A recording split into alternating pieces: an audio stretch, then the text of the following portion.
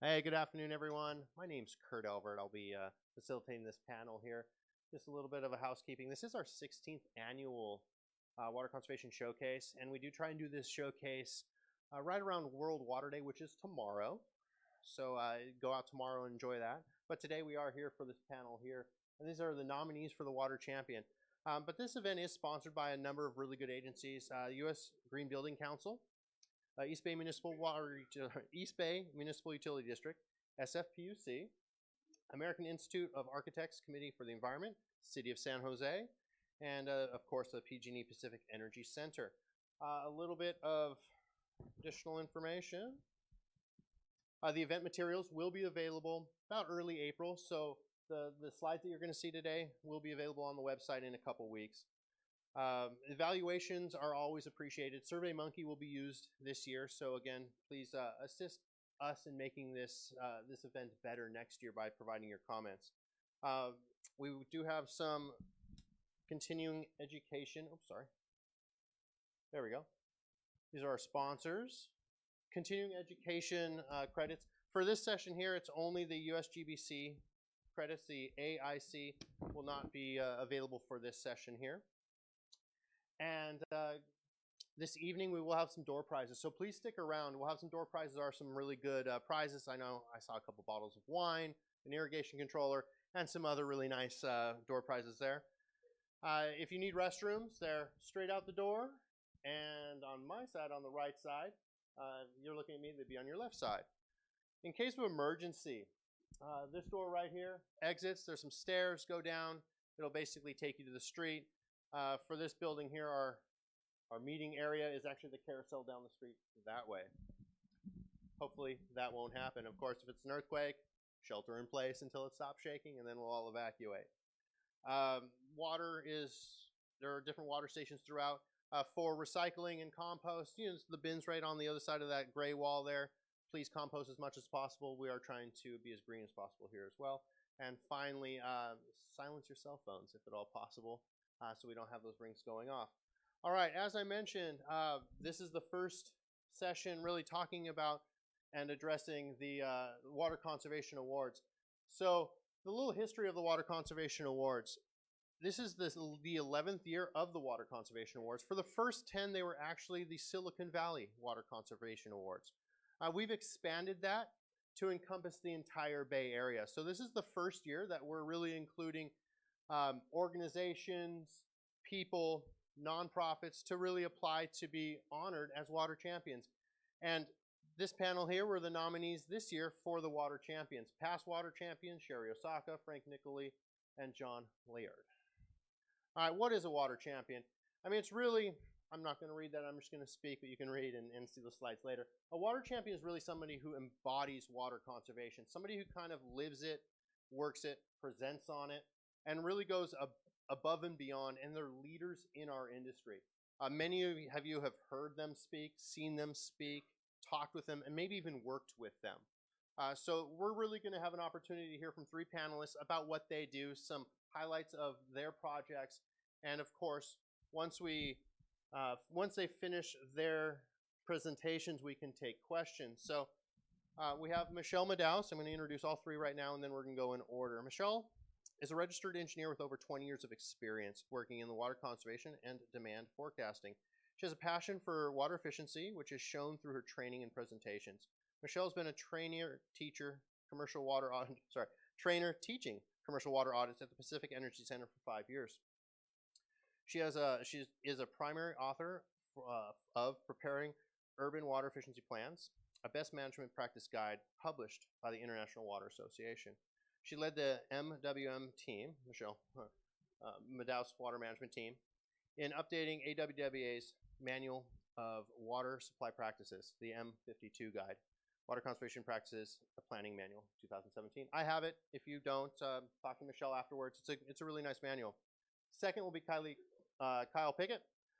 Kyle's the co-founder and executive director of the William J. Worthen Foundation, a 501c3 public benefit corporation that conducts research and creates outreach incentives of the planning, design, construction, performance, and beauty of the built environment.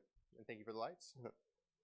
Additionally, Kyle is Urban Fabric Incorporated's co-founder and COO, and is responsible for consultancy's West Coast operations. His leadership has established the firm as an influential community partner and reputable for inclusive technical training and successful sustainable projects. And finally, Paula Kehoe. Paula is the Director of Water Resources with the SFPUC. She is responsible for diversifying San Francisco's local water supply portfolio through the implementation of conservation, groundwater, recycled water, and innovative programs. Paula spearheaded SFPUC's landmark legislation allowing for reuse of alternative water sources in buildings. So please welcome the speakers, and Michelle is first. Thank you very much.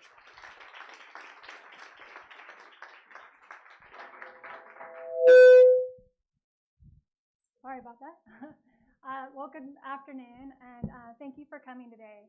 I thought we could have a little interactive discussion today, talking about, oh, did you pull up? Second for this one? Oh, sorry. Yeah, I was going to say, I think that's your set. So I'm going to be talking about the cutting edge of conservation. So we had some really great sessions this morning, if you were able to attend them. And they focused pretty much on, the next generation of homes. They focused on and leak detection. And I'm here to continue that discussion and maybe even dive just a teeny bit deeper and show you some of the analysis that's actually been going on. So I'm going to talk about three different things. Big data, and what do we do with it? So great AMIs, maybe have it, but then a lot of people go, okay, I have all these data points, now what? So I'm going to talk a little bit about that. Water demand forecasting and the drought recovery. Obviously in California, we had this drought, and then now everyone's running, okay, so what is this going to do? How are we going to rebound? And then obviously the new legislation in California, and how is it impacting water utilities? So first up, big data. So if you were able to join Kevin's session this morning on SFPUC, they have in 1 year 1.5 billion data points. I can echo that. I'm working with a slightly smaller system located in the Bay Area. And for that system, for just 1 year of hourly reads, for all their customers, it is 239 million data points. So the question is, when you get that volume of data, first of all, it's a large volume of data, so the storage is large. And then second of all, are they keeping the data? And that's a big question. So normally when we analyze water use, we're going over time and looking backwards in time. But now that we have this higher granularity, a lot of people aren't storing the information. So then it makes it a little challenging for us to kind of keep looking at the same customer over time. And so we're kind of navigating that right now. How much is too much, and where's that sweet spot for collecting data? And then, so that's definitely a consideration for you guys to think of if you're creating your systems and or moving forward, is how much data do we need to analyze and make good conclusions for our customers? And then second of all, what do we do with it? So first of all, you can turn around and analyze the data, and we're going to talk about that today, with the goal to reduce water loss. Again, Kevin's talk went into that, so if you didn't see that, I recommend going and looking at the recording. But that's definitely being shown not only in San Francisco, but Sacramento and other areas, that if you do get AMI data, we're finding a lot of leaks. When we had one data point every 60 days, we weren't necessarily seeing it. Now that we have hourly data, that is showing up. This is a good thing, not only for us to find, but to share out to our customers and engage them. We provide that data via a portal so they can see it. It's really hard to actually manage what we can't see, right? So that's going to be hopefully something that's more usual and more normal for our customers. And then aligning our targets and our programs with that information, and better aligned to our customers' needs and dynamic and behavior that now we can see and monitor. And then I'm going to focus on the last one, was analyzing this data. So I'm going to give you a little mini exercise in AMI data, and just one question that we can look at.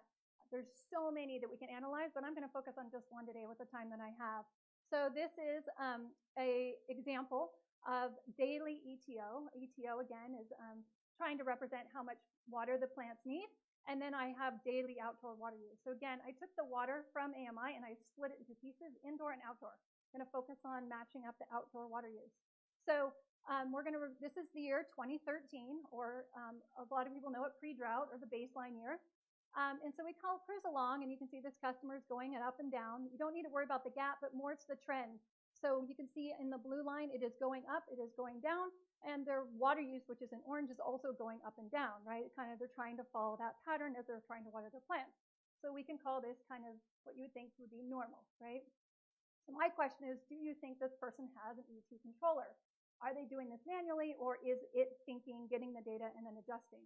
So we're going to try and answer that question in the next couple of slides. So the next slide is 2014. So we're moving along in time, same exact site. So here we have a slightly different pattern, but you can see the high point, the water needs, or the ETO, is in the summer. That makes sense for California. We have our hot season in June, July, August. And then our water use follows that same pattern. So my question to you, this is when we started our drought, can you see when they start diverging? So the plants still need the water, but now we're starting to curve. So I'm going to give you just a second to take a look at that and see if you can figure that out on your own. Anywhere that see kind of where they're starting not to match? So yeah, I'm talking about right over here and about July, right? So this is still our summer. They still have a high water need, but now the water use is starting to diverge. They're actually reducing their water use, and rather than increasing it for a stubborn pattern, which is probably what we're more used to around here. Okay, marching along. Now we're in 2015. We're definitely in the middle of that drought, right? So one thing that California requested a lot of people to do was to do the 2-day-a-week watering.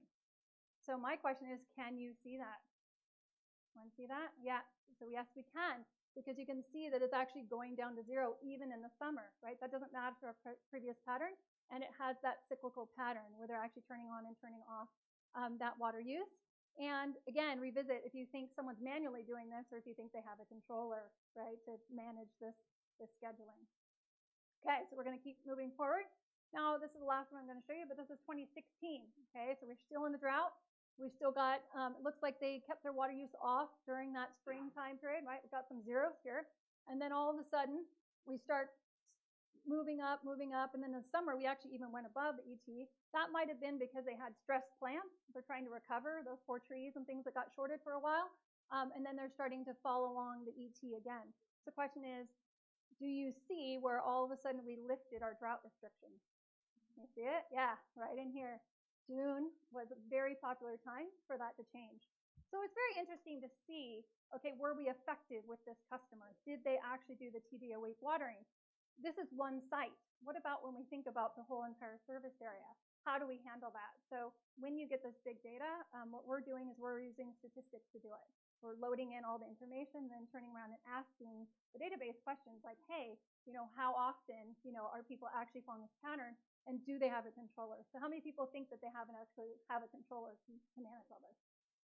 Well, not too many of you think it's a controller. So yes, we would assume that they might, because doing the 2 days a week watering would be hard manually, but maybe not. But the key questions are, if we can figure out how many controllers are out there by using stats and an analysis like this, then we can try and figure out a baseline. We're not usually asking, hey, submit your data if you have a controller or not, but by analyzing the data, we can slowly try and estimate how many are left, and then how many we can replace, and then also how much water we might save if we did so.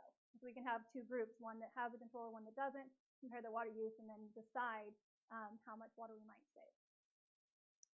So is AMI here? Is it coming, or where are we? So we took a survey of the lower kind of southern region of the Bay Area. That's the Bay Area Water Supply and Conservation Agency. It's 26 agencies. And we found pretty much a third. A third of them in green already have an AMI system. The other third are either actively putting it in or kind of in the process of doing pilots.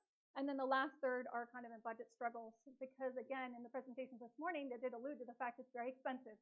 Right? This is millions of dollars, so it does take a while to get that through. But the executive summary is that over 60% have it or are intending to have it. So I would say in the next decade, a lot of the Bay Area is going to have AMI. So in the drought, the other thing that we're doing is improving our demand forecasting. So with demand forecasting, usually we got one data point every 60 days, maybe one data point every 30 days. Now I have hourly data. It is making us smarter. It is making us stronger on who's using what water, what commercial use by sector. We used to just do commercial. Now we can break out and do hotels or restaurants and things separately. and then map them separately, which is a really nice enhancement. And then again, landscape water use, we were just talking about that, but further refining not only today, but what are we going to use in the future. So in addition to this data, in addition to the presentations by Kohler and other about what our homes are going to look like, we take that all into advisement and try and enhance our predictions. And then, of course, the number one question we're getting right now, how much and by when? So if we're going to recover, how much of this change is permanent and how much of this is going to maintain in our systems. Again, that's another thing we're using AMI to mine that data and turn around and try and sort that out. Was it pricing? Was it turf removal? Or was it, actually weather? And then using that to enhance our demand forecasting. Because we've been doing, demand forecasting in the Bay Area for about 2 decades. So yeah, we've had a really fun time. We've had a .com bust, we've had a .com boom, and droughts and all that in a very short amount of time. So it's been a rocky roller coaster, but we're getting through it. And I'm looking forward to the next chapter of that as well.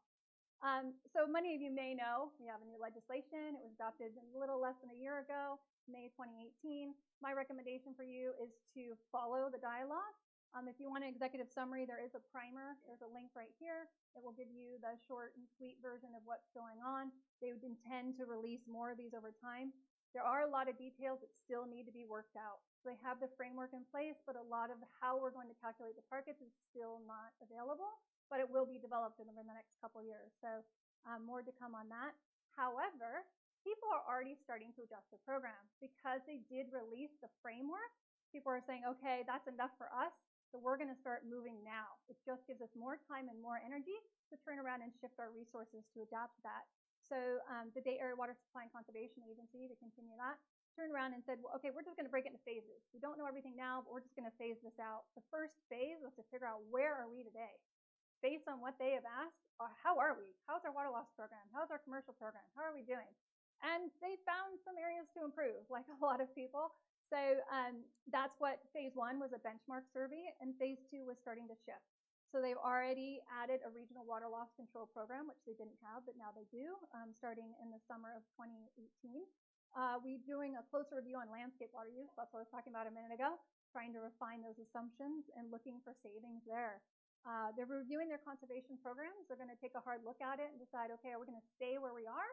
Or is there other areas that we should be moving to turn around and save more water? Because the water use objectives are no longer what I would say the earlier, which was the best management practices, check a box, I have to do so many audits, I have to do so many of this. Now it's a volumetric target. So if we're really after water savings, where should we go? Where should we invest to turn around and get those savings out of our system? They are developing a web-based portal, because that's another thing that we've been struggling with, is communicating with our commercial customers. We haven't necessarily engaged them in the past, and we haven't necessarily got a good handle on where our water use is going and what their fixtures are like. A lot of people say, oh, commercial, it's kind of a black box. I'm not really sure. There's so many different types and whatever. So we're trying to bridge through that and get data from the customers. And then the last thing is an AMI symposium. They're setting that up so that their customers can exchange information and best management practices. So they're setting it up hopefully smarter right from the get-go to capture the data, how much do we store, and address some of those questions as well. And if you want more information, there's a link to the report, and you're welcome to take a look at it. It includes information from Southern California as well. We did kind of a statewide look at where everybody is. So this is some screenshots of their brand new tool. Again, it just came out last month, so this is very current. And what we're doing is we're trying to help them build a tool to ask the right questions. It's tricky because you don't want to ask too few, you don't want to ask too many, you're trying to take their time. How do we get them to go to the tool? How do we get them to give us information? And then after we get it, what do we do with it, right? So a lot of it is intended to use for rebates or engagement or water savings. Identify those customers that need more support from you, and then target your energies there. So where do we see the future going? I know Peter had a slide like this too. So I've done something similar, and we share a lot of the same points. So Peter also mentioned that AMI, it's here, it's coming, and now we're analyzing and trying to figure out where are the best places to analyze that information to get value out of it. Definitely the California legislation is coming through, the urban water use objectives, but also lining your demands to that too. We have urban water management plans coming, so we're trying to realign all of the information to that as well. And then aligning not only your plans, but your budgets in different areas so that you'll have the staff and things that you need to get those water savings that California is seeking. The 4 main areas, if you're not familiar, are the residential indoor per capita. A lot of people have been saying, I'm done. There's no more to do on residential per capita. But as we saw this morning by Kohler's presentation and Peter's, there's a lot more to be done, and I agree with that comment as well. There's a lot more savings still to be had in inside. Water loss, for sure. A lot of information's been going on that, a lot of improvements, especially with SB 555 and the water loss workbooks that are due. Commercial customer audits and engagement. This has a lot of room to grow. Most people do less than 1% of their customers, if any at all. I think that's going to change. They haven't given out the requirements, but that's something that I think is going to get a lot of attention in the coming years. And then, of course, landscape water use. So those are kind of the 4 buckets, as we call them, and those are going to be kind of the 4 main areas a lot of people are going to be talking about moving forward. So not to overwhelm you, but it's been an interesting transition, I guess I would say. So this is Marin Municipal Water District. They are located just north of us in Marin, north of the Golden Gate Bridge. This is 108 years worth of data. So my comment to you is that every water utility has their own story, right? You started developing at some point, so I have population here in green going up. I have the water demand in red. I have overlaid the actual rainfall, and then on top of that, I added the droughts. So a couple of things that you can notice is that when we were originally following population, the water use was just going up. But since that time, we have changed. We have diverged or steadied. So as population's been going up, the water use hasn't been going up. So the question is, well, why not? Well, we've also seen an increasing frequency of droughts and also the recession. And that's why I put that one into different colors. That's a recession. So it keeps having the water use go up and down, and then you can see the recoveries. So again, I mentioned the recoveries and how are we going to recover. So it's interesting to look at the past and then use that under advisement moving forward. But the one good thing to think about with these new water use objectives is everybody gets their own. They are unique. Maybe your story looks similar to Marin's, maybe it doesn't. But we have all had a history, and that's why the objectives are trying to align each individual utility to themselves and then give you a target based on your own information. So more to come on that, but I think that's interesting and just something to think about, when you look at a couple decades, and also the increased frequency of drought. It's 100 years, it's a whole century, but look at how many pink and yellow lines I have over here versus before. So it's also just an interesting takeaway. So with that, I did want to give one line. I do train here. I have been training for 5 years. I do a free class. It is small and medium business audits. It's a full day course. No requirements for you to know anything about water auditing. That's the point. Or if you do know, this will hopefully enhance your knowledge. It's a hands-on class. There is software, and we teach a lot. So if anyone is interested, the registration is open. It's on April 30th, and I hope you can join us for that class. With that, thank you.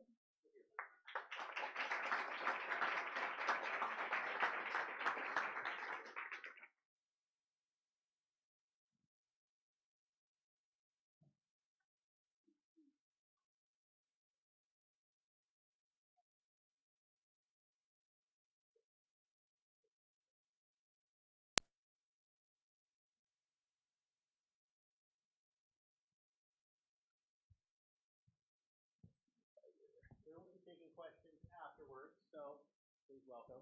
I'll take it. Can you hear me? Oh, I can hear me. So that's good.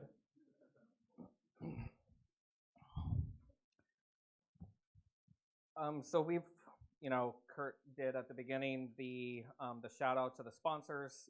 This is an annual event. I think this is this is the 16th year. They make it free to the public, which is amazing. I know what it takes to put on an event, an educational event. So props to you guys. Thank you for doing this every year. Continuing education, we've already covered. My name is Kyle Pickett. I am the co-founder and COO of Urban Fabric Inc., a sustainability consulting practice here in San Francisco, and we have an office in New York. I'm also the co-founder and executive director for the William J. Worthen Foundation, and I am here to share with you our journey. Most of these presentations that I do are really a deep dive into the water reuse practice guide that we developed. But I feel that the journey is an important conversation as well. It gives some context. So you guys are my guinea pigs. And it all started with this. 181 Fremont, Urban Fabric Inc. was hired as the sustainability consultant for this project. It was registered under LEED 2009, Core and Shell, and J. Paul Company had a goal of LEED Platinum. So in our consulting practice, under the LEED 2009 framework, we always advise our clients to take a look at renewables as their strategy to get towards LEED Platinum. In this case, geothermal, wind, solar were not going to work. So on-site water reuse was the viable option for us to take a look at. And just to kind of illustrate that, here's the scorecard. And with the water reuse system, we achieved 10 points for water efficiency. We also received 2 points under the regional priority credit. So one for innovative wastewater technology and the other one for a 40% water use reduction. The project team, or J. Paul Company, was not entirely enthused with the idea of putting a gray water system in their luxury tower. I'll just let that sink in, because they were not really into it at the beginning, but they had this goal of LEED Platinum.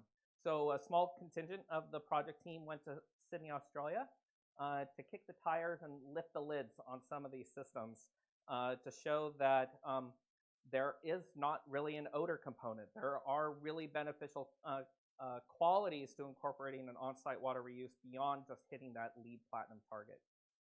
So it got us thinking internally, how can we make the yuck a little less scary?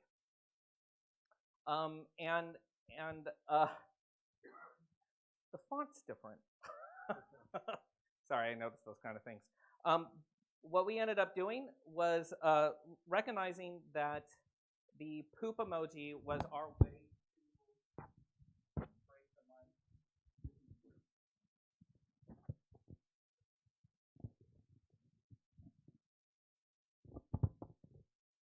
The poop emoji was the way to break the ice in these conversations. Sometimes it's developers, owners, and others are just uncomfortable with the notion of something that they have no knowledge about. They don't have that journey, that context for them to build from. And so what we found is that the poop emoji, and I have some buttons actually right up here, so feel free to grab one, at the end, was a really effective means to really break the ice in the conversation and have a meaningful kind of purpose-driven conversation towards water reuse. That's Bill Worthen, by the way. Recognizing that all water is recycled water. As Bill liked to say, it was dinosaur poop before. So once we get over that idea that this potable water is fresh and clean, it is, but it may not have been in the past. It has gone through us. It has been through our ancestors. It has been through animals. It is in the sea. All water is recycled water. So it got us really thinking, what can we do to advance this conversation beyond just a project-by-project basis? And so Bill and I formed a 501c3 nonprofit public benefit corporation called the Urban Fabric Collaborative. And we set forth in developing the Design Professional's Guide for integrating on-site water use and reuse. And with that, we put together a kind of a crackerjack team. Oh, look, there's Paula Kehoe. I knew this was going to happen, so I had to put that out there. But we put together this crackerjack team of industry experts. Many of the names are going to look familiar to you. To be able to scope out what we actually need to start with, what people need to know. How can we take the highly technical and distill it down into digestible chunks of information along with infographics that would be able to be, really informative. So that anyone, whether you're an architect, an engineer, a wastewater engineer, whether you're a policymaker, can pick up the guide and just become better informed about on-site water reuse. The goal for publishing at the time was June 2017. However, in the meantime, my partner in life and in business passed away in January of 2017. And at his celebration of life, I announced the repositioning of the Urban Fabric Collaborative as the William J. Worthen Foundation to continue to advance accessible professional education for the industry. So Brett Rosenberg was our project manager, and then the working group all just doubled down. And in January of 2018, we published the guide as a free resource for the industry.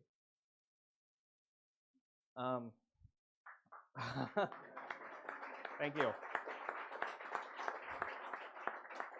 So what does the guide cover? The guide addresses project pitch, design, scope definition, system specification, permitting, and operation of on-site non-potable water reuse technologies, and including rainwater, stormwater, and gray and black water systems.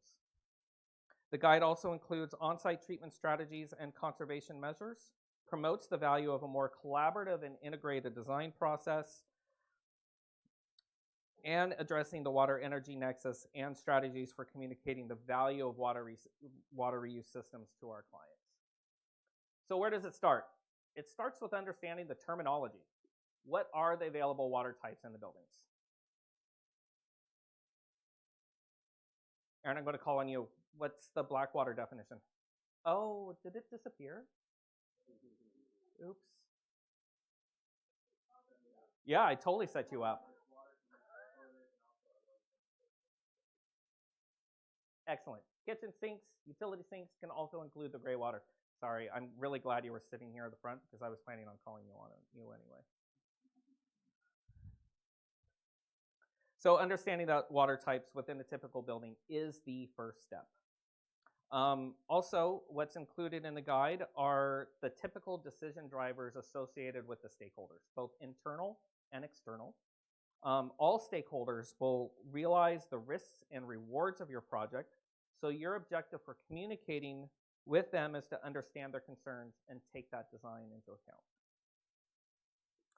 They also go into detail around the key talking points for regulators, for utilities. This is actually where Paula contributed a great amount of information as to what kind of questions should be asked. But for this, I'm actually going to focus in on the occupants. Part of the challenge with 181 Fremont is that they have, it's 2/3 commercial, 1/3 high-end luxury residential. So how are they going to be selling these condos with the gray water system? It's a little bit easier with the LEED Platinum, but part of our work was to go in there and train their sales team so that they can better understand the value add associated with the gray water system in addition to that LEED Platinum status. How am I doing on time? Awesome. Great, I have like 30 more slides to go. I'm kidding. So water reuse projects are really the poster child for an integrated project delivery process that requires a similar approach to other building systems. It requires space that may be difficult to identify if not integrated into the design from the onset. Common examples of late design impacts could be structural needs due to the heavy water tanks. It could also include impacts to the landscape and street design. And unanticipated pipes or pumps where there may not be space or where additional slab penetrations would be needed. And just to touch base briefly on the mechanically based systems, the technology behind on-site water reuse technologies comes with many options from vendors all over the world. From experience, not all water reuse technologies are equal, but in general, all of them use biology to break down the solids and ultrafiltration to separate the water molecules from everything else. These systems tend to be a little bit more energy intensive than others. An example of other systems that may not need as much energy, but then it's a scale issue. We're talking about the hydroponics and then also the accelerated tidal flow wetlands. When it comes to operations and maintenance, we do go into that with the guide as well. But the piece that I want to highlight here is know your costs. Know what the energy use is.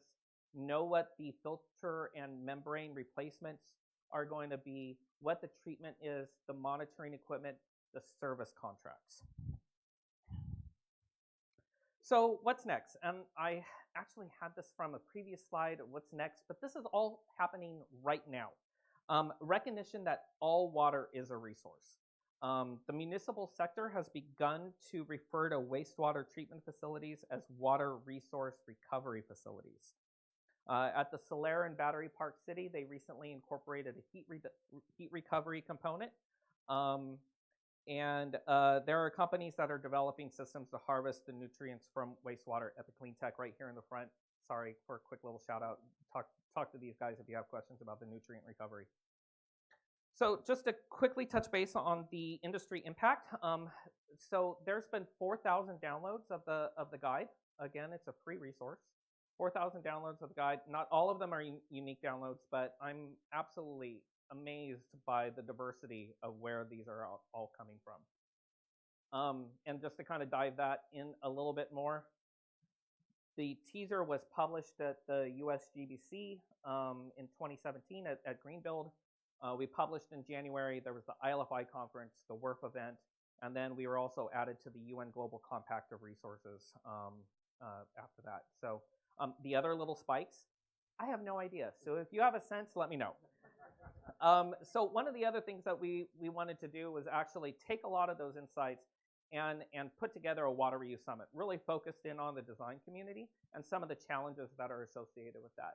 You could see from this list of names, great list of people that had contributed their insights, not only from a designer perspective, but then also what do owners need to know? What do developers need to know? And then, of course, hi Paula, contributing to the regulator and utility component. So there's, I'm almost finished. There's a number of articles that are out there that are saying that the drought is over. I mean, you know, math is math. But what we do know is that in this cycle of California, we know that dry conditions will return. What we have now is an opportunity to craft policies, educate the design community, and innovate technologies that will preserve and replenish our water supply for future generations. Just wanted to do a quick shout out on a couple different resources. PUC has amazing resources. There's the website for it. Of course, collaborativedesign.org is where we have our water reuse practice guide that you can download. Also, there's the Water Reuse Summit combined PowerPoint presentation, so you can also get some of that detail if you were not there for that day. And I appreciate your time.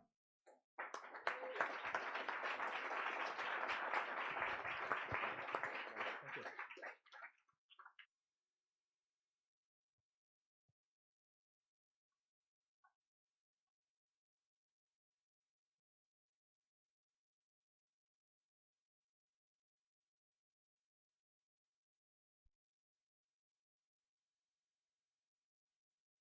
Okay. Great. Fantastic. Welcome, Paula. Thank you. Good afternoon, everyone. I'm Paula Kehoe, and I work for the San Francisco Public Utilities Commission, and it's a true honor to be here today. I'm very personally honored that I'm receiving the Water Champion Award today. I'm actually going to refer to it as the Water Champions, and I'll tell you why in a minute. But I just want to let you know who we are. We're the San Francisco Public Utilities Commission. We're a municipal public agency. We provide 3 key utility services: water, power, and sewer. We serve 2.7 million people in the San Francisco Bay Area with high-quality drinking water, all of San Francisco as well as 3 counties outside of the city. Within our wastewater enterprise, we operate a combined sewer system. So what that means is we collect both stormwater and wastewater, and we treat it prior to discharge to the San Francisco Bay or Pacific Ocean. And within our power enterprise, we generate clean power, hydroelectric and solar power. Historically, that was just used for municipal operations like San Francisco Airport, for example. We provide that power. But we've now moved into the residential market. Within our water enterprise, we've been delivering water for over 100 years. We've had a very robust and resilient system. We've been able to successfully continue to deliver water. But as we look to the future, we know we have a number of challenges facing us. And that includes drought. We just came out of a drought, but we consider conservation as a way of life. So even though the drought's over, we don't consider the drought to be over. As said earlier, the next one's going to be coming soon. We obviously have potential for earthquakes and disruptions in our system. We have a lot of new growth happening here in San Francisco. I think you've seen lots of cranes, lots of developments, lots of lovely new buildings, but that puts more pressure on our water supplies as well. And finally, we also have stormwater management and flooding issues. So really to address those issues, I think what the utility has done and what we're really proud of is we're really talking about a new way of doing business at the utility. The top graphic really sort of shows the historical 20th century model of how we dealt with water and wastewater, which is water in and water out. Just a very straight linear system. But with recognizing our challenges in the 21st century, our utility has adopted a one water approach, where we're really looking at opportunities for resource recovery from our wastewater. We're looking at recycling more water. We're looking at continuing to reduce the water footprint in buildings. And so in particular, under our One Water approach, we have a local water program here in San Francisco. A majority of our supplies come from Yosemite National Park and our local Bay Area reservoirs outside of the city, but we know we need to develop supplies here in San Francisco. So why I say Water Champions, it's about all of these programs that we're doing. Conservation, groundwater, recycled water, innovations program, which is just not me. It's our entire division, the Water Resources Division at the San Francisco Public Utilities Commission, that's working hard every day to implement these programs and to make change here in San Francisco. And our conservation program, in particular, Julie and Kevin and Deb, who are here today, work very, very hard. Our residential per capita in San Francisco is 42 gallons per person per day, which is tremendous. We're so excited and so proud. And that's both from a commitment from the utility and our hardworking staff, as well as the community wanting to participate and taking conservation as a way of life very seriously. So again, it's that partnership with the community. We have a groundwater program. I'm not sure if you know, in San Francisco, we do have groundwater supplies. The city used to use groundwater back in the 1920s as part of their drinking water supply. Today, we're going back to where we used to be in the city, and we're actually pumping groundwater from the west side of San Francisco under Golden Gate Park. There's a very large groundwater basin, and we're blending that with our surface water supplies to serve our customers. We also have a recycled water program. In San Francisco, we've taken a unique approach to recycled water, and that really has to do with our unique geography and landscape. When I say unique, it's because we incorporate both decentralized and centralized recycled water opportunities, and I'm going to talk a little bit more about that as well as our innovations program. But for example, we're building a recycled water treatment plant to irrigate Golden Gate Park, Lincoln Park, and parts of the zoo. Again, very large irrigation, landscape irrigation with recycled water. And again, it's really about using the right water for the right use, and that's really what we're pushing and we're moving hard on. And really, this involves a lot of innovation and change of business practices at the utility. Kyle mentioned the different types of water sources when we talk about collecting and treating water on site through decentralized on-site water treatment systems. We recognize that buildings actually are sources of water. And again, instead of just letting those sources go into the sewer system and then out to the bay and the ocean, let's capture and treat those water sources on site.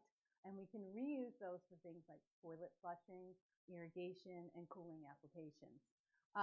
And this was really a big transformation for the utility to allow decentralized water treatment systems to happen in private buildings and public buildings within San Francisco. I'm sure our friends in the audience that we've worked very closely with appreciate that transformation, but it's a very, very big deal for the utility to incorporate decentralized water treatment systems. And why we wanted to do that really is we recognize that this is another opportunity to make water efficient buildings, really to reduce the water footprint in buildings. When we look at what the kind of water that's needed, for example, on the left, it's a multifamily residential building. You can't probably see it, but what this graphic on the left is showing is that 50% of the water that's needed in a multifamily building does not require drinking water or potable water. So, toilet flushing, for example, we don't need that high quality drinking water to flush our toilets. And when you look at an office building, it's almost 95% of the demand does not require potable water. So there's a significant potential, again, to reduce the water footprint in buildings. And certainly in San Francisco with this rapid growth that we're seeing. So as a utility, we really wanted to push this. recognizing that there's also an interest from the private sector. As Kyle mentioned, early on we partnered with Kyle and Bill on this effort, and it was really a wonderful win-win in a public-private partnership that we could work together. We as a utility should also be working with our community and helping our community meet their needs. And certainly as Kyle discussed it in terms of lead, credit, etc. So we also thought we should be practicing what we preach.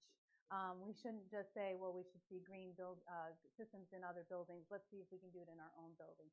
So when we came to building our new headquarters, which we occupied in 2012, you can't see it to the right of these plants here, but this we actually incorporated an on-site water treatment system to treat all of our black water. It's an engineered wetland treatment system. So this is part of our treatment system, which looks like a large planter box surrounding our building. It's treating our wastewater, and we're treating it through the wetlands. We're also disinfecting that water, so then we can reuse that water to flush our toilets and our urinals within the building. And we've been able to reduce our potable water consumption by 60%. So again, a very, very significant opportunity. We have lots of tours, and we've been continuing that. But what we also decided to do was that we wanted to help others, again, private or public sector, to streamline the permitting process. As you can imagine, navigating through multiple city agencies to try to get anything done that's new and different is very complicated and time-consuming. So we developed an ordinance, again, to streamline the permitting process. I'm not going to get into all the roles and responsibilities. Actually, Taylor and Sarah are going to have a presentation this afternoon that can give you lots more detail. But just to let you know, we formed an inter-city collaborative to actually help the private and public sector install these treatment systems. So what we're starting to see today is actually a whole transformation in how water is being managed in buildings. The top, just quickly, is the Chase Center. They will be capturing gray water and rainwater and condensate to use that for toilet flushing within the arena itself, and they have office buildings. There'll be signage in all of these buildings: 181 Fremont, Salesforce Towers, Blackwater. This is Moscone Convention Center, capturing their foundation drainage, not just for toilet flushing and irrigation, but also we built a truck fill station so our Department of Public Works can come pick up that water, use that water, and clean our city streets and downtown. So all of these projects really, again, are going to enable the community to be more engaged with water and understand water. There'll be signage, there'll be notification and information. So again, we can increase the value of water. We really are at the beginning of our journey. We're excited about this journey, but we are at the beginning of the journey. We continue to do research and partner, again, with the private sector, with academia, with utilities and public health agencies across the United States. And we continue to try to streamline our process, and we try to enhance and amend our process on an ongoing basis. We're looking at developing an operator certificate program to help operators operate these kinds of treatment systems. And we're supporting some additional innovations in San Francisco, and I'm just going to touch on them very quickly. We have a project called Pure Water SF, which is actually, this is a picture of our headquarters. We're actually taking the wastewater or black water in our building. We're treating it through our wetland treatment system, as you can see, but then we've gone ahead and added additional treatment to produce water that's comparable to potable water. And we're doing that as a pilot. We're not drinking the water in our building, but we're doing it as a pilot to contribute to science and to understand the role of real-time monitoring, so we could potentially see this kind of application in the future, whether it's on a building scale or a smaller district scale or even on a centralized scale. We've worked on developing new guidelines for breweries. It takes anywhere from 5 to 7 gallons of water to make 1 gallon of beer. Obviously, lots of room for improvement to reduce that water footprint. So we developed a chemical and pathogen control strategy, and we've provided a grant funding for breweries in San Francisco. So if you know of any, please let them know. We have a couple that are interested actually to install on-site water treatment systems to capture the processed water, which is not wastewater, but the processed water used to clean tanks, capture that, treat it, and reuse it for contact, like contact with cleaning beer bottles, or non-contact, or actually produce beer itself. We're exploring atmospheric water generation technologies to see about the ability to capture water through different kinds of technologies, use that water, irrigate gardens, etc. So that's one of our explorations. I think it was mentioned earlier about the opportunity to incorporate heat exchangers in these on-site water treatment systems as it's being done in New York. We really want to encourage heat exchangers so they can create thermal energy with these decentralized water treatment systems, and we'll be providing some grant funding to encourage that. And so finally, we're really looking at transforming water management from where it's been to where we need to go, as we recognize we have so many challenges facing us, so many uncertainties in the future. For us, certainly on-site water treatment system is part of our water management portfolio. We see that what we've been able to accomplish and the potential for the future, these facilities could become resource recovery facilities, a whole bunch of opportunities ahead on just a decentralized scale. We also see that our program has increased the market demand. And what's important about that, by being an early adopter on these kinds of decentralized water treatment systems, is that we can push the market, push the vendors, push the companies so that these systems can be more cost effective, more energy efficient, and hopefully to reduce the size, the actual footprint of that treatment facility. As you know, space is a very important component when it comes to building buildings in dense urban environments. And what's also important for us is to share our lessons learned. Again, we have a national collaborative. We work with 11 states in the District of Columbia. So we're working with water, wastewater utilities, and public health regulators to share information, because it's not just San Francisco that's doing these kinds of systems, but we all need to learn from one another. How do we do this? How do we manage and oversee? We're also sharing this on a global scale.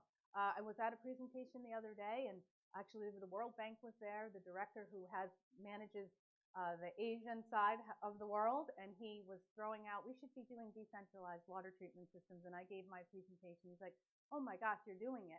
We have so much interest in Asia, and we're going to take what you're learning here and share that across the globe. So we're very pleased, and I want to thank you again for the Water Champions with an S award, because it represents all of the Water Resources team. So thank you very much.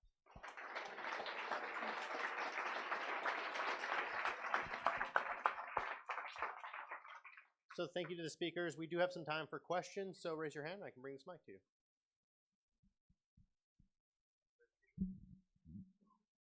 Hello, my name is Robert Good. I'm a research engineer with the UC Davis Center for Water Energy Efficiency. We're currently doing a research project funded by the California Energy Commission on on-site non-potable water reuse. So I have a question for Kyle. As part of our research, we performed a small survey in California for regulators and system side and designers, trying to understand what the barriers are to implementation of on-site non-potable reuse. And specifically, we brought up all of the resources that we believe are available to these regulators and system sides and designers. So I wanted to share with you a couple of early findings from the survey, and then ask a follow-up question based on some of the topics you introduced today. So in comparison to the step guide, risk-based framework, utility case, and your practice guide, we found that your practice guide was actually the most visible of all the resources available in California, and had the highest read rate of all of the resources that are acknowledged by these regulators and system side. However, one of our significant findings was, and this is across the board for all resources, regulators are reading half as many resources as system side. And additionally, of the regulators that responded to our survey, 30% said they are unaware of any resources whatsoever for non-potable on-site reuse. So my question is, what did you do to perform outreach with your material that, in your suspicion, would have led to the most successful visibility? And then a follow-up question, what would you do in the future to better reach regulators?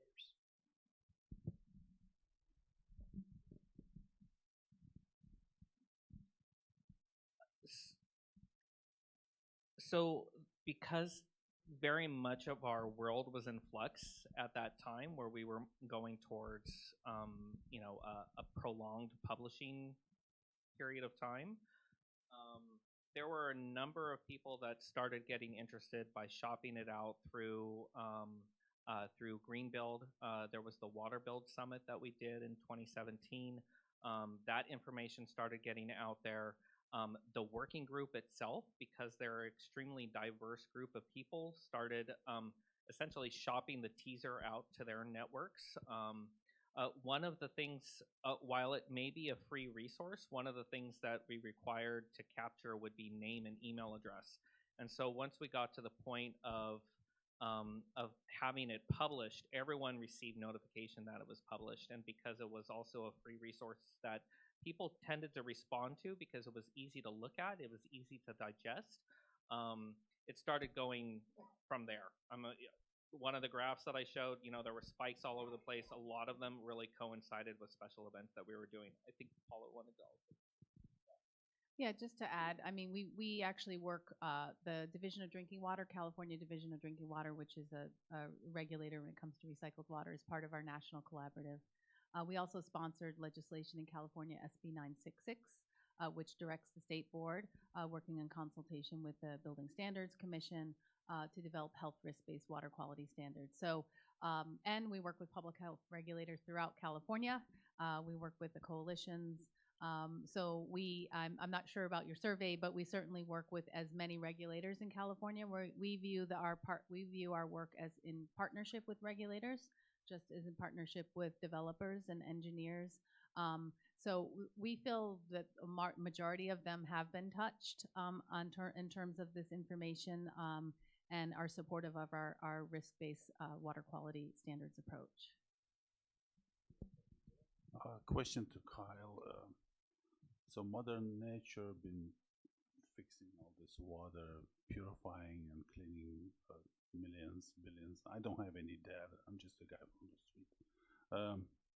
Why do you think your system is better than Mother Nature's system? And it takes super highly educated specialists to clean that, and use that systems and everything, because in my army days we had a guy, it's called 92 Whiskey. It's a water treatment specialist. So really educated people. Why do you think you can find people to do that, and why it's better than Mother Nature? So I think I'm going to answer it this way. There's a lot of people that have difficulty with the yuck factor. I think one of the earlier phrases that was coined was this toilet to tap. I think it was back in the early 80s. And people, the public, a lot of people responded very negatively to that. So this is really more of a concerted educational effort to show that all water is recycled water anyway. Not claiming to do anything better than Mother Nature can, but Mother Nature can provide some insights around filtration. The SFPUC's living machine that they have is an accelerated tidal flow wetland. So taking essentially nature's construct and speeding it up. What we have the opportunity for is really the educational component, to be able to show that all water is recycled water. We should not be scared of the resources that are available to us. Even though it may be dirty, we can clean it up and we can send it back up into these buildings. So as an example, like Salesforce Tower is projected to save 7.8 million gallons of potable water a year through their black water recycling system. Well, and that is part of the question. So there are technologies. I'm under an NDA, so I can't really talk about it. But what I can tell you is that there is a prototype that I'm familiar with that uses the biology naturally found in rivers and streams and lakes, that in the process of metabolizing the waste, it kicks off an electron. And so they're able to actually capture that electron and then put it back to power the system. Yeah, I think that's good enough. My name is Ben Pink. I'm with the City of Santa Cruz, and we've noticed that our water demand has stayed really low following the drought.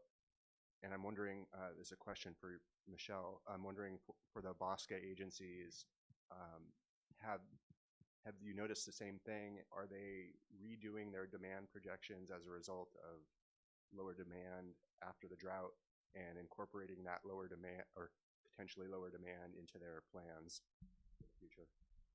The short answer to your question is yes. They are redoing their demands. So phase 3, I put up phase 1 and phase 2. Phase 3 is starting now, and they're going to redo their demands. And they are going to incorporate the question I brought about the recovery and conservation, what's left, and also where are we now, post-drought, and then how is that going to be impacted by these urban use targets and the price and water changes and all these things. So yes, I think I would say most people are doing or are thinking about redoing their demands because they're just so much lower. Our old historic was you build, you go up, you build, you go up, and that's just not occurring anymore. So now we're kind of trying to figure out, well, how do we keep it more neutral? We build, but we build smarter, we build efficiency in, and so then we stay more neutral or normal and try and match that growth with a reduction or efficient demand profile. So yeah, a lot of new information incorporated. Did that answer your question? Okay, great. Hi, I'm Tammy Stolzenthaler from the city of Watsonville, specifically the wastewater recycling plant. And my question is for Paula. My question is about the benefits of having on-site decentralized wastewater recycling rather than a centralized approach like we have in Watsonville where all the wastewater is going to one place and being treated there and sent back to the locations. So, yeah, great question. So in San Francisco, we have both centralized and decentralized happening. And so on the west side of San Francisco, we have a centralized recycled water facility we're building at the Oceanside treatment plant. And one of the reasons why we're building the centralized is because we're irrigating large irrigated landscapes such as Golden Gate Park and the zoo. So we're really focusing on the use of producing that water for irrigation. That project is a very complex project. It's very difficult to build in San Francisco, to build pipelines, to build transmission lines. It's also very expensive. In fact, it can almost be 3 times the cost of our potable water. So very, very expensive project. On the east side, as I mentioned, there in San Francisco happens to be lots of new development going on. And that's because they're old industrial areas, and so they're being redeveloped now. And in 2015, our Board of Supervisors member at the time, Supervisor Scott Wiener, wanted to make it a mandatory requirement for all new development in San Francisco to treat their own water on site. He wanted to do that for a number of reasons. One, there's a lot of rapid growth happening in the city, in particular on the east side. Also, it was a way for those buildings to be much more water efficient. Aside from all of the efficient fixtures, now they're going beyond that. We're actually seeing some numbers, maybe 13 gallons per person per day in some of these new projects. So it's certainly a water conservation opportunity. It's also it's the new developments involved in these projects. It's somewhat easier in some ways. You're not building long pipelines and long distribution lines in San Francisco again, which is very, very difficult. And I think that we're starting to see a lot of these projects taking pride in their own on-site water treatment systems as a way of being green and sustainable for the folks that are living and working there. I think that's part of their own. Certainly, I would say Salesforce and 181, certainly promoting the sustainability green building component of having their own on-site water treatment system where they're reducing their water footprint. They're contributing again to their conservation in a much more in a bigger way than other buildings. So I see lots of benefits. I would just touch on one thing we hear a lot is about, well, what are you doing to the wastewater flows? Are we going to dry up the sewer system, et cetera? We do a hydraulic analysis for each and every project. What that means is we look at the building. Is it going to cause any impact for any downstream flows in terms of odors and flows to our sewer system, which is what's very, very important. Walking around San Francisco is not having odors coming from our sewer system. So we are very, we're very concerned about that, and we've taken a number of proactive measures to make sure that that indeed is not the case with these treatment systems. This is a question for Paula. Excellent presentations. So in the future, what percentage of water supply is San Francisco planning to come from on-site reuse? What percent are you anticipating to come from centralized reuse? And how do the costs of those water supplies compare with, say, water efficiency, which has been the lowest cost source of new supply? So in terms of, yes, water conservation, water use efficiency is our #1 strategy. I think I mentioned we've been promoting it for over 25 years. We will continue to promote conservation in San Francisco. That's our #1 go-to. We are starting to see in San Francisco, though, some demand hardening happening in our system because we've been doing conservation for so long. We certainly we update our analysis, and we're about ready to start that process again to see how much more conservation. But what we're starting to see, unlike historically, is that the overall demand for water is starting to increase in San Francisco. Unlike historically, it's gone down, but we're starting to see an increase over time because of the demand hardening. There's only so much conservation potential we have left now with the current measures that we have. We will continue to look at new technologies to see if that can advance it. And again, we continue to maintain maintain a very active conservation program, as we see that is the most cost-effective measure. But there is only so much potential. For example, we did a market saturation study. We estimated 70% of our toilets are efficient in San Francisco. So that's just to give you an example of how much potential is left. All this new development that's going in, of course, is using the most efficient fixtures, right? So we're talking about the older stock buildings, the older fixtures in San Francisco. And we have a direct install program tackling those. We're working very, very hard on those. So, but we recognize conservation is not the only thing that we can do to deal with our water challenges. We have to do more. And so that has led us to groundwater. That has led us to recycled water on a centralized scale and decentralized scale. So just to give you some rough numbers, we anticipate, and Kevin, correct me if I'm wrong, another 3 million gallons a day offset of conservation from our active conservation. Again, we're running those numbers as urban water management plan. We estimate about 2 million gallons a day of potable offset from our centralized recycled water facility, the west side. We estimate about 2 million gallons a day of offset from potable water offset from the east side decentralized water treatment systems, and we'll be producing about 4 million gallons of groundwater. And so those are our supplies that we're actively moving forward on. We're also looking at other supplies for San Francisco and for our region, which includes purified water, which is taking wastewater to drinking water standards, as well as desalination.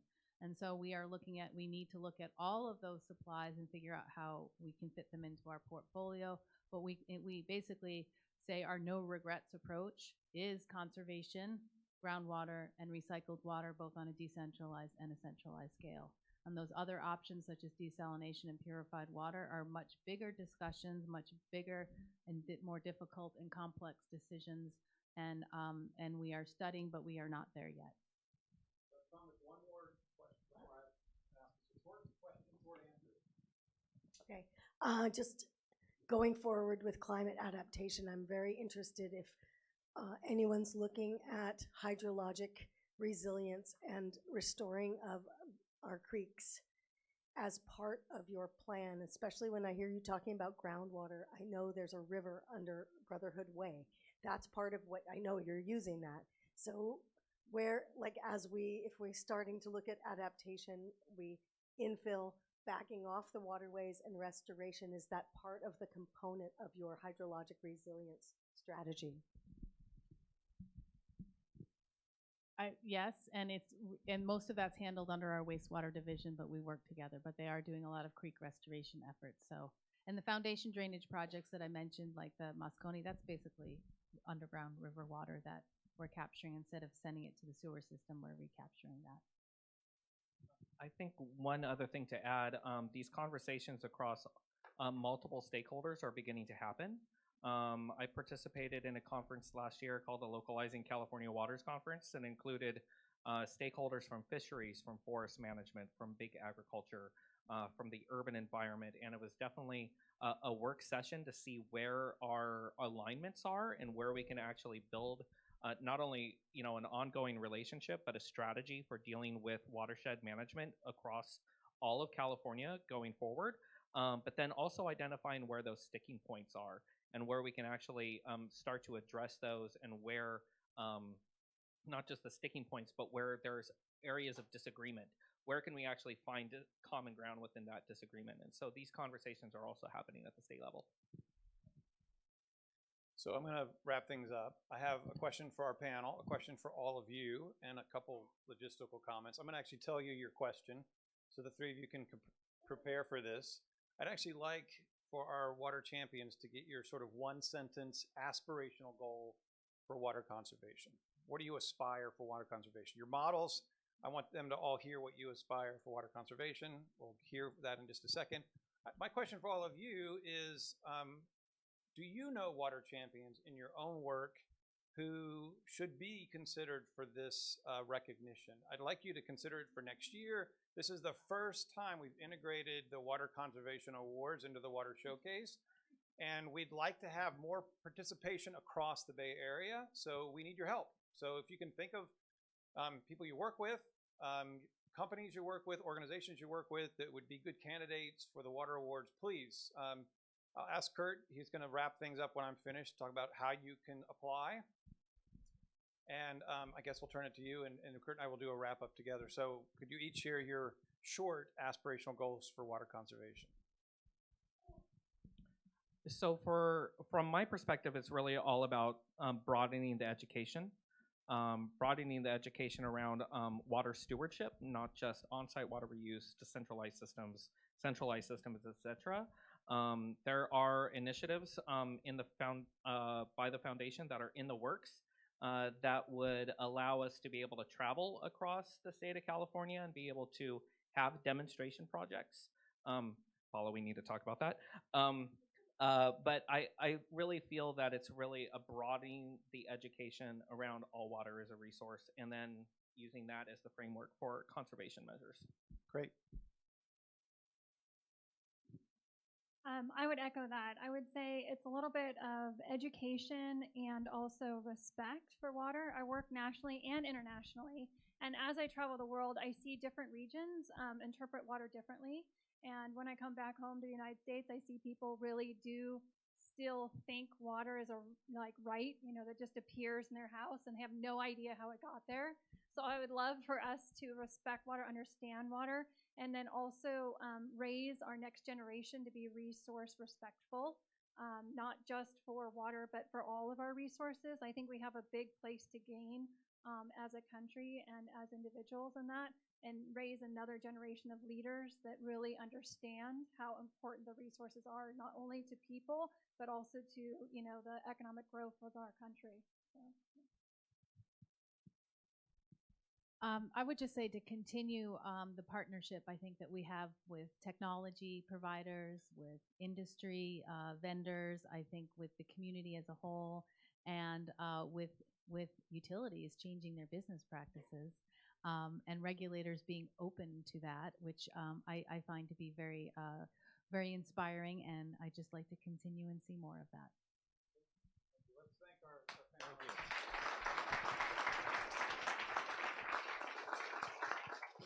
Kurt, may I add one last little comment?